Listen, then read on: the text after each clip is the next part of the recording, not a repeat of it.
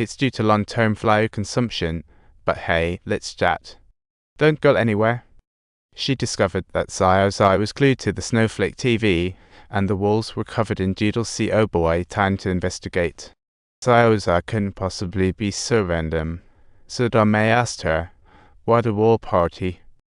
Xiao's eye denied drawing, yet Dame saw her red dots multiply, turning her into a red dot artist. The red dots had spread to her neck, and Dame was heartbroken, so she decided not to pursue the wall art issue any further. Preparing for overtime again, Xiao's eye was interrupted by a knock. It was the angry boy downstairs. He angrily asked Dame to be quiet. Dame thought, "Am I to silence my little princess? With only her and her daughter at home, what other noise could it be?" The angry little man ignored explanations, warning she'd see his move if not quiet. The next morning, Dame suddenly spotted Xiao's eye using a syringe on a doll. See, now that's curious. The syringe looked oddly familiar. See, could she be in cahoots with the angry little man? Dame was furious and took the syringe to confront the angry little man, but knocking yielded no answers. Frustrated, she pushed the door, which surprisingly opened, and she boldly walked in. The angry little man looked dazed. See, was he in deep sleep mode? That caught the cops' attention quickly.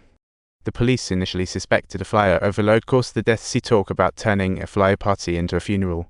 Dame told the police she drunkenly knocked on door 304, where a woman and a boy lived, but now it's only the angry little man left. The apartment manager was not happy and snapped at Dame not to ramble on. The apartment investigation confirmed it was just the angry little man and no sign of anyone else. Confounded, Dame returned home to call her sister, hoping she could help with Xiao's eye for a while. While packing to take Xiao's eye away, she stubbornly refused to budge. Xiao's eye shouted, "I want to stay."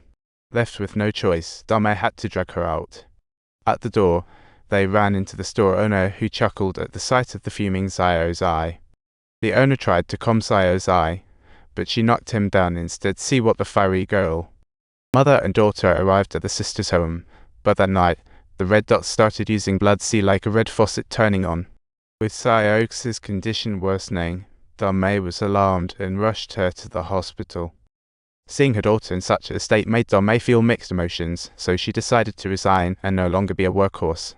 But she still wondered, mother, son, or the angry little man downstairs. At night, she stealthily entered the angry little man's room, which looked like the messy storage unit in the city. Dame found an advertisement from a construction company. See, whoa, it matched the designs on Xiao's wall. Could the angry little man have ties to this company? The contract dropped to the floor, and Dame picked it up. See, it turned out to be a relocation agreement. The signatures were from the angry little man and two tragic figures long gone. That was puzzling. See, 3 deaths in a row surely wasn't a coincidence. It felt like psychic connections. Dame used her connections to find info on the demolition project and discovered it was the very apartment she lived in. Back then, the apartment was a mixed-use building, and the demolition caused quite a ruckus. See, what a farce. The construction company hired thugs to evict residents, but one mother and son stood their ground. Not long after, the mother and son mysteriously vanished. See, like their WeChat chat got deleted. They lived in room 404, right below Dame. See, talk about fate knocking at the door. Dame brought these clues to the police, but they weren't buying it. They deemed it all unscientific speculation. No proof meant no silly talk. See, talk about being no witnesses allowed. With no options left, Dame returned to her sister only to be hit with bad news.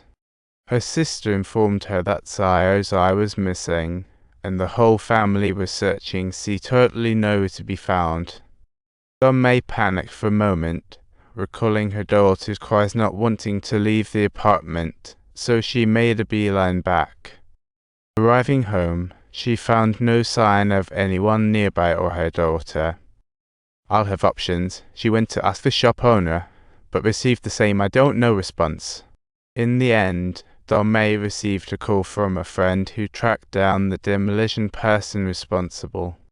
Once she opened the photo, see, oh my gosh. The person in the photo was the shop owner. See, talk about a plot twist. Dame tried to escape but failed. The owner knocked her out and she awoke trapped in shadows. The owner prepared to deal with her, but suddenly, Xiao's eye popped up. She jabbed the owner in the leg with the syringe, successfully diverting his attention. See, what the little hero.